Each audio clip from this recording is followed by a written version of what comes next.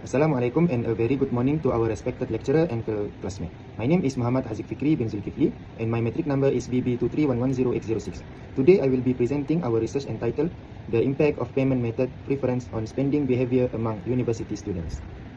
I will continue for research team profile. Our research team consists of 3 members. The first member is Amirul Ariff, the second member is FARHAN NAIM, and the third member is MUHAMAD FIKRI. This research project was prepared under the guidance of our lecturer, Dr. Nelson Lajuni. First, I would like to explain the background of our study.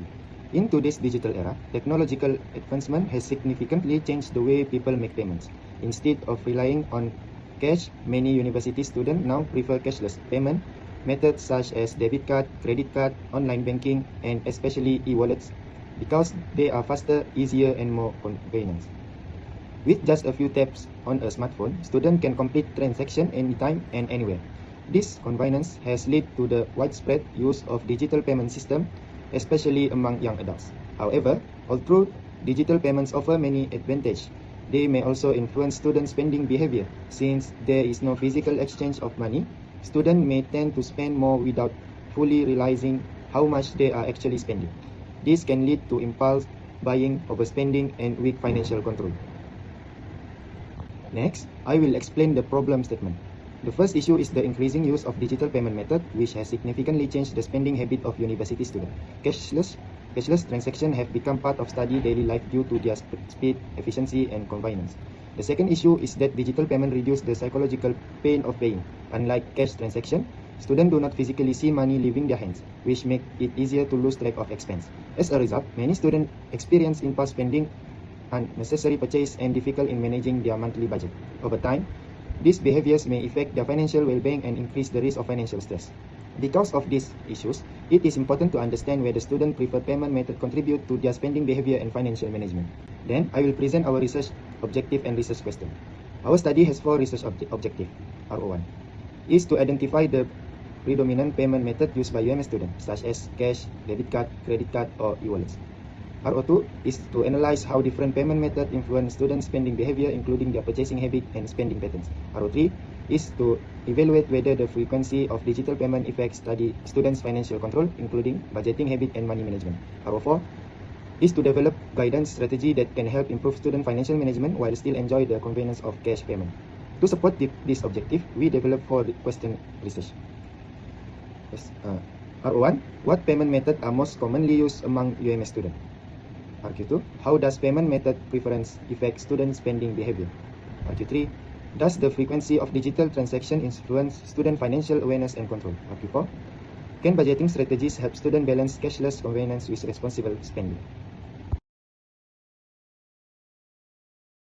Now, I will explain the conceptual framework of our study. Our framework consists of 3 main variables. The first variable is payment preference, which refers to the payment method used by students, such as cash, debit card, credit card, and e-wallet. This is the independent variable because it influences financial behavior. The second variable is money management, which refers to how students plan, budget, and control their personal finance. It plays an important role in helping students make responsible financial decisions. The third variable is financial behavior, which refers to students' spending habits, saving pattern, and overall financial discipline. This is the dependent variable, as it reflects the outcome of payment preference and money management. Hello and good day. My name is FARHAN. Today I will be presenting underpinning theoretical model. Moving on to our underpinning theoretical model, this study is anchored in the mental accounting theory, originally proposed by Taylor in 1999. This perspective demonstrates that humans agent do not treat capital as entirely fungible. Instead, we tend to organize our capital pools into custom cognitive accounts based purely on how money is held and transferred. A central mechanism here is the pain of paying. When we use physical currency, the physical exchange creates an immediate visual and psychological realization of spending. You physically see and feel the money leaving your hands. Digital payment, however, detect this association. They reduce transaction friction and lower tracking salience. This dissociation often distorts the perceived value of transaction, which ultimately lead to increased budget vulnerability compared to traditional cash management. Next, let's look at our conceptual framework architectural layout, which visualizes the operationalized linkage between our independent predictor and the focal dependent attribute. For this study, we have three independent variables. First is payment method preference, second is the frequency of digital usage, and the last one is financial awareness and control. Through SPSS regression analysis, we evaluate how these three predictors influence our dependent variable, which is student spending behavior. This model is specifically adjusted to evaluate the relative influence of both psychological and behavioral components simultaneously. Now we will move on to Bab 3, which cover on research methodology and instrumental setup. Let's break down the methodology framework and sampling detail. First, our research philosophy is positivist, focusing on quantitative validation. Of our final verified sample size consists of 204 active EMS undergraduate. For our sampling mechanics, we utilize convenience sampling, which fall under non-probability stratification. Looking at our data gathering mode, we utilize structured web questionnaire deployed via Google Forms. We focus our distribution across diverse EMS students channels to ensure we balance both geographic and major representation. Finally, for our measurement scale, the operational items use symmetric 5-point Likert scale system, ranking from 1 for strongly disagree to 5 strong agree.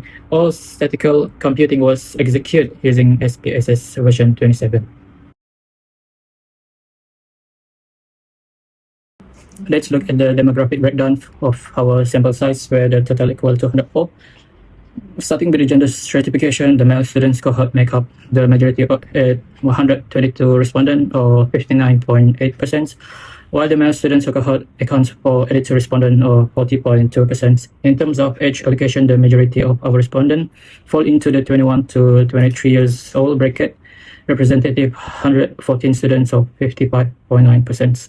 The younger group of 18 to 20 years make up 36.8%, and those 24 years old and older represent a small 7.3%. As an analytical insight, this data indicate a higher concentration of male respondent and individual in the 21 to 23 age bracket, which directly correspond with senior undergraduate academic stage. Continuing with our demographic, let's examine academic standing and monthly income. For the academic year of study, year 3 enrollment represent the clear majority at 104 students, or 51%, year 2 sit at 25.5%, year 1 at 16.7%, and year 4 at 6.8%.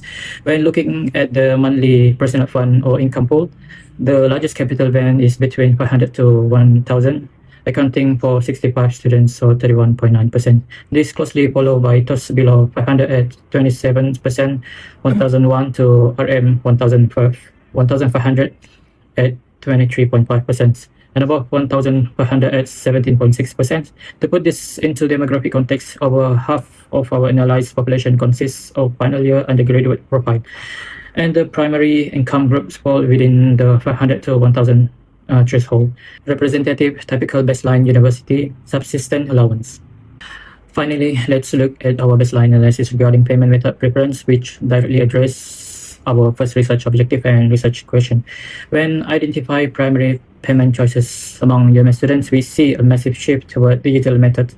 E-wallet system are the most dominant preference at 53.4%, with 109 respondents. Online banking comes in the second at 23.6% with 48 respondents, and physical cash is at least preferred option at 23% with 47 respondents. In summary, we see a clear combined cashless adoption dominance, where 77% of the students body actively utilize digital channels over traditional physical currency. Next, I will present the reliability analysis for our study. Reliability analysis was conducted using Cronbach alpha to determine consistency of the questionnaire items. The dependent variable spending behavior recorded Cronbach alpha of 0.863, which is indicate good reliability.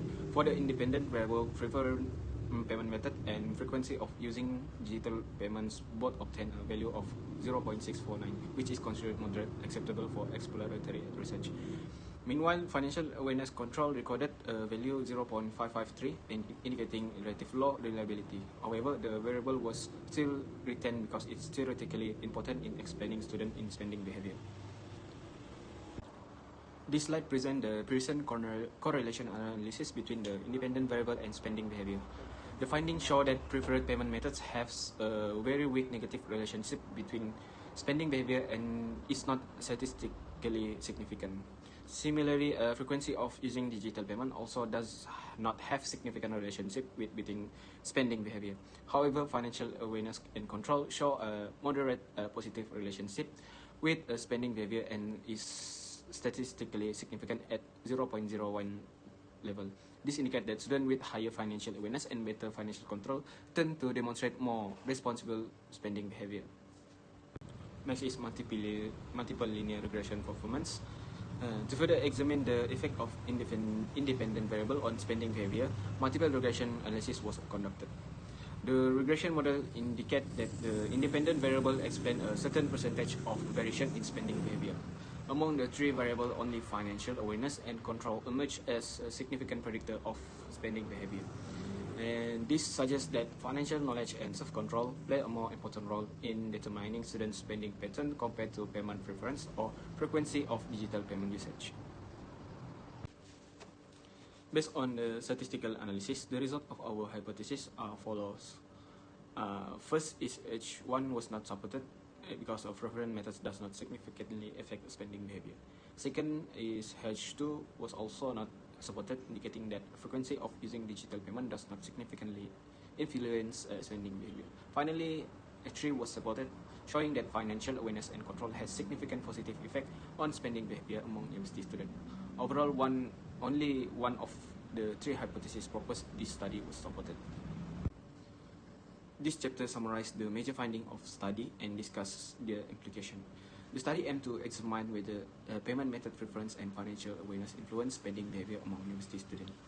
The findings provide a useful insight into the factors that shape student financial decision making. Our findings indicate that payment methods themselves do not significantly influence how students spend their money. Instead, students' financial awareness and ability to control their finances are the key factor affecting spending behavior. And students who have a better financial knowledge, monitor their expense and practice budgeting are more likely to make responsible financial decisions and avoid unnecessary spending. These findings are consistent with previous studies that emphasize the importance of financial literacy and self-control in personal financial management. So, based on our finding, we propose several recommendations. First is university students should improve their financial awareness by learning budgeting techniques and tracking their expenses regularly. Second is universities should organize financial literacy program and workshop to strengthen students' money and management skills. Third is financial institution and digital payment providers should integrate budgeting tools and spending alert into their application to encourage responsible spending behavior. So this is final research conclusion. In conclusion, this study found that preferred payment method and frequency of using digital payment do not significantly influence spending behavior among university students. However, financial awareness and control has significant positive effect on spending behavior. Therefore, improving financial awareness and strengthening financial control are essential for promoting responsible financial management among university students. That concludes our presentation. Thank you very much for your attention. We appreciate your time and would be happy to answer any question that you may have.